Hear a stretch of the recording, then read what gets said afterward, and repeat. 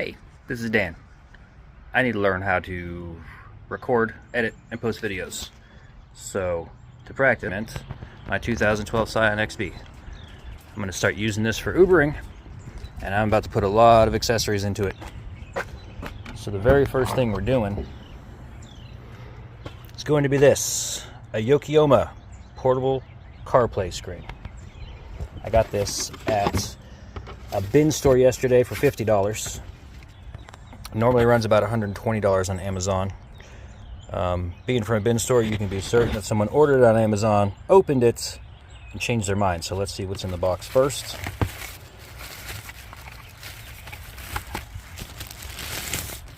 We have our 9-inch screen with the forward-facing dash cam and places for the mounting brackets. There's one that goes on the dashboard, one that suction cups on the window. I'm definitely going to do the dashboard one in this vehicle. We also have the power input, 12 volts, and our rear-facing backup camera. We have an aux cord, our usage instruction manual, and memory card for recording the cameras. As you can see, this empty spot in front lends itself perfectly to a screen. This screen is a little bit bigger. This is a 9-inch. It's a little bit bigger than I was originally shopping for, but as you can see, it's not going to get in my way or block my vision or anything. So it should work out perfectly in that position. Install your memory card into the slot.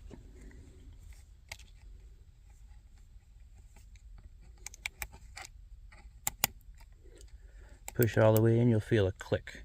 In order to take it out, you push it in again, and it'll click out. I wanted to show you how to use the suction cup brackets to mount to the windshield. And on my car, it even looks like I can mount it on the dashboard. However, the tabs on this provided bracket absolutely do not mate with the slots on the back of the screen. I pushed hard enough, felt like I was going to break something. This thing is going to fall right off if I try to mount it, so not using the suction cup mount. With the dash mount bracket, I've already installed this, drove around for about a week with it, and it gave me some problems. This tape on the bottom absolutely did not stick whatsoever. It's very sticky to my fingers. I cleaned off the dash with a glass cleaner that leaves no residue, washed this with soap and water, and still nothing. And one of the other issues I had was with the screen being all the way on the front here. It was a lot of weight, and it tipped forward on me quite a bit. But because this thing can rotate 360 degrees, I put it on like this. That pushed the screen back a little bit, put the weight right on the middle of it. And that's why I cut the edge here, hoping it would go down on this lip, still with full contact. This adhesive is worthless on my dashboard. Once you have your bracket in place, that's when you're going to take a screen, line up the tabs and slots, click it into place. It's time to run some wires. The cord plugs in on this left side of the screen, and I definitely do not want this thing running all the way across to my only 12-volt outlet in the middle of the car. I'm going to be driving Uber. I want this to look clean, and also I'm a professional, so it's going to be professional. Going from down here, I want to take off as few body panels as I need, because I don't want to do any extra work. So coming from the side, looking down here, it's pretty obvious. If I can get the camera in there, you can simply take the cord, shove it right underneath that panel.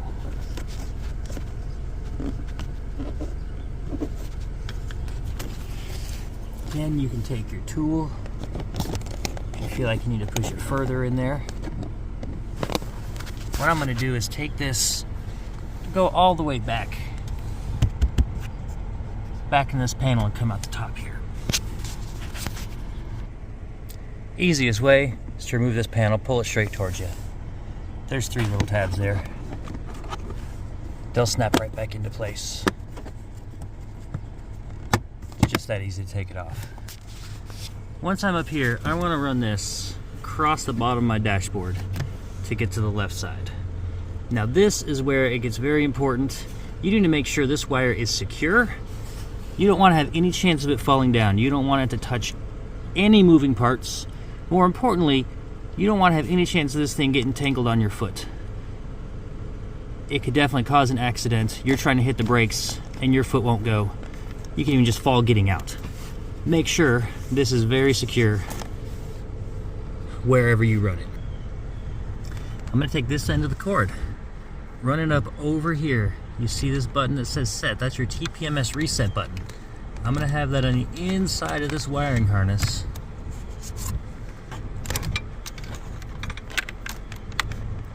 Well, let's get it down there.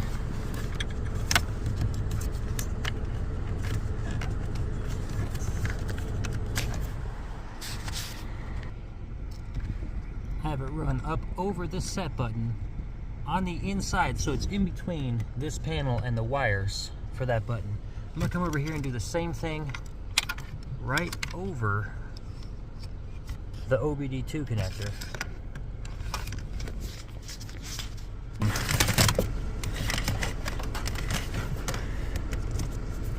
So now we've got it up here. It's over something here, it's over something here, and we got this hanging down. Once I got everything connected, I'm going to zip tie it to each of those so there's no chance of this wire coming down where my feet want to be. We can have tension inside of here, or slack inside of here, we can have slack inside of here. But you want to make sure it's secure. Anything that's running up here, you don't want any chance of something tugging on it, pulling it, getting caught. Once we're over here, going to kind of do the same thing. I can tuck it up right above this panel, come up here. This panel is very easy to take off. All you have to do is pull it.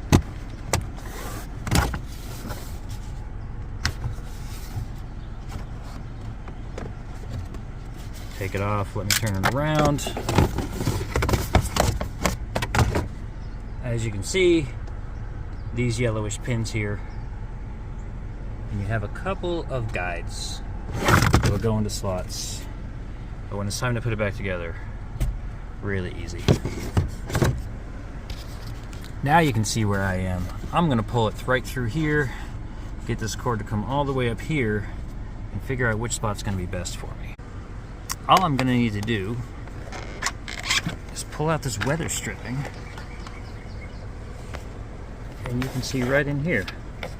I can take this cord, push it behind that panel. It's gonna come out right in there. Run it up over this duct. Not gonna put this bezel on just yet because we have another wire for our backup camera. Next is the backup camera. In the package, you'll find the camera itself, your wires. Usually about 14 or 20 feet come with these. If you need more, it looks like it's a pretty standard little 4-pin connector right there, which I've seen on other cameras this size. Also comes with an adhesive mounting strip and some screws for mounting it as well. And also, this is an all-weather camera. You can mount it on the back of your vehicle, on the top, on the license plate. I'm going to mount it inside because it's going to be a lot easier for me. And like I said, I don't want to drill any holes in my vehicle. I'm at the back of the vehicle. You can see up here, there's already a camera. This is from my dash cam, the AZ Dome. This simply serves as a rear recording camera. There's no function to switch it to a backup camera. And instead of trying to tie it into the screen, I'm gonna swap it out with this one. So this guy's gonna come off. Fortunately, I just stuck it on. This whole panel is gonna pull right off. Put your fingers under there, you can see you just have 4 snaps that go right in there. All I did was run the wire up underneath it. So I'm gonna pull this one out and run the new one in.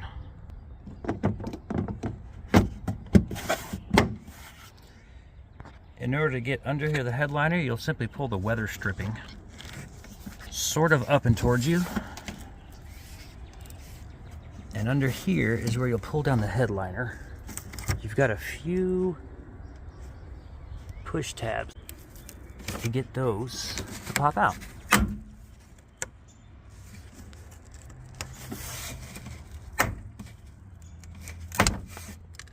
I've taken the old camera out, ready to install the new wire. It's going to come from inside the roof liner, follow up through this tube right here. This holds the tube for your rear spray nozzle. So first, I'm going to take my third brake light off, disconnect that there, set this whole boy down. Let's pull the rubber off of here. Under this one, you've got sort of a plastic bushing in there. This will fit around, but that should give me enough room. So run this guy up through the bottom first, then up through here. Takes a little finagling. It definitely takes two hands. I cannot hold the camera and work this thing through, but as you can tell, I've got it through this rubber boot, and now we're coming up at the top, right where we want it to be, so we can connect our camera. Once you've got your cable run up, you can put your boot back in place. It still takes two hands. I put my third brake light back in place. Now, standing here thinking about where I'm going to put the camera, I'm going to have this in place, and I want the camera centered right here. So it's going to be looking back from the top of the windshield. It is in the path of the cleaning area for the wiper blade, so I don't have to worry about the window getting too gunked up. I've got the sticker on the back of this with the protective film peeled off. And make sure I'm centered in there, facing directly back. We are stuck on. Looks like it's going to be good to me. As you can see, this guy has plenty of play. I'm going to take my screwdriver, tighten that up on the screws on either side, and look at that. Now it'll stay in place. Do the same on the other one. Taking this wire, going down. I don't want to go across the front of my third brake light, so I'm going to go under the back and make my connection. I'm going to tuck my extra wires into the cavity in the tailgate. Put this guy back up.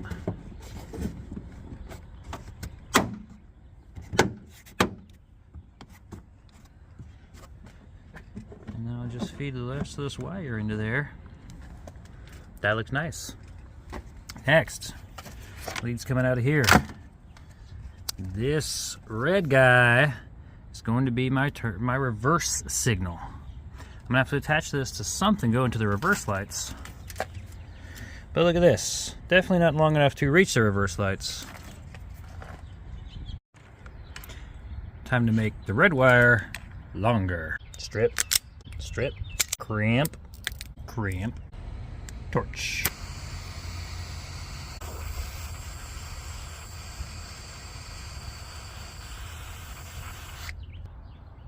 Beautiful. I'm going to run it across here on top of the roof liner.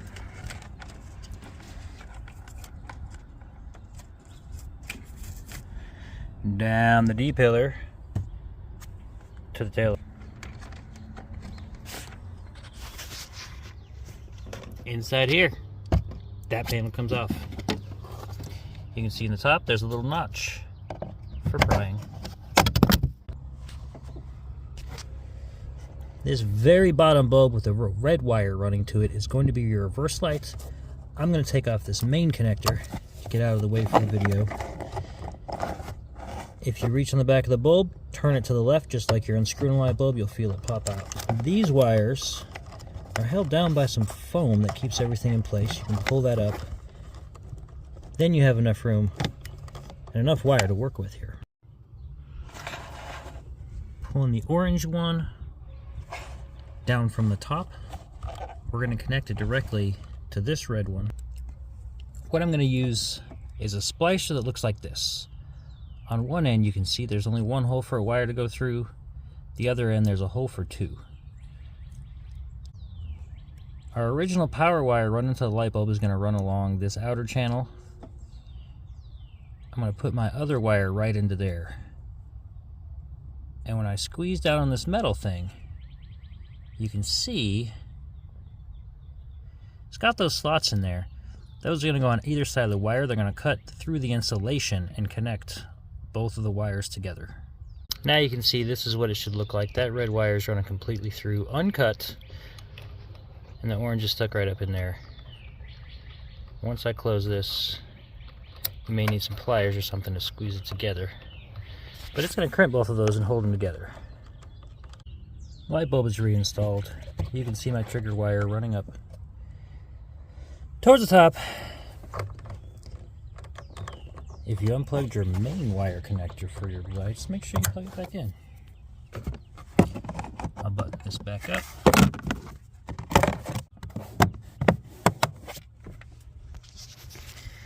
You can see my orange wire safely tucked in there. It's going to be covered and held in place by the weather stripping.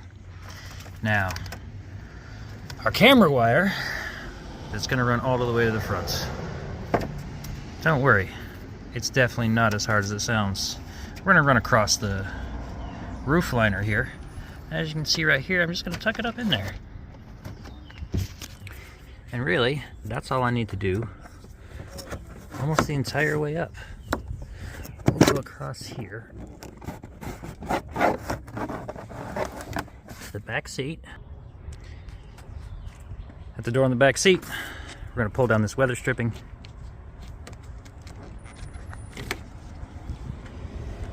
Right here, just going to tuck it up on the roof liner again. That'll hold it in place while the weather stripping goes in place. More tuck around on the B pillar. At the driver's side door, same thing, weather stripping comes down. Run your cable up above it.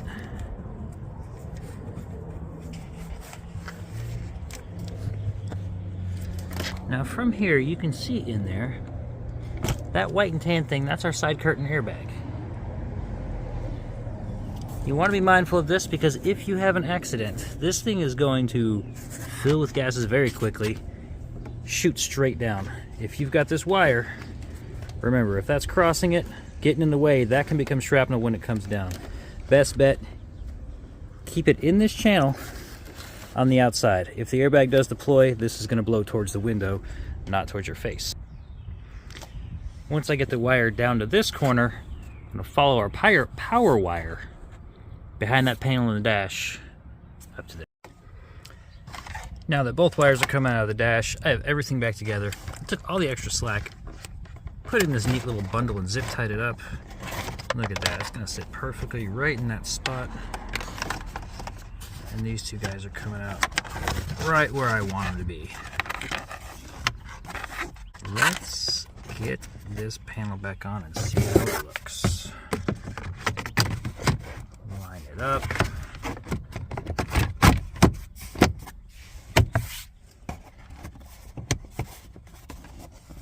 And look at that, I've got a little bit of a gap, but it's mostly on my side. It's all on my side, and it's mostly going to be hidden by the screen. Alright, screen is in place. Here's how the wires look. Heck of a lot better than running completely across my dashboard. Nobody's going to see it from the passenger side or the back. Looks like it's part of the car. Alright, powering on with the cameras connected. You get your power up screen. And this is what the home screen looks like. If your phone doesn't automatically connect, it'll stay like this. If you want to view the cameras, larger mode there. And this one switches between front and rear and split screen. Now let's put it into reverse and see what happens. Oh, look at that. That is a good looking backup camera.